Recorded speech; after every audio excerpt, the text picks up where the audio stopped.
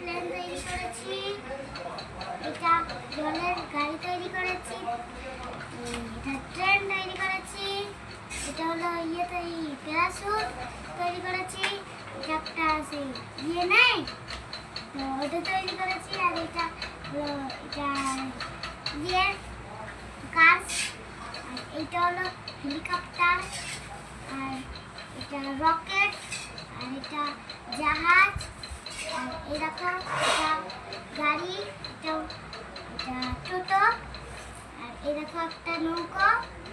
তো আমি এগুলো নিজের হাতে তৈরি করেছি।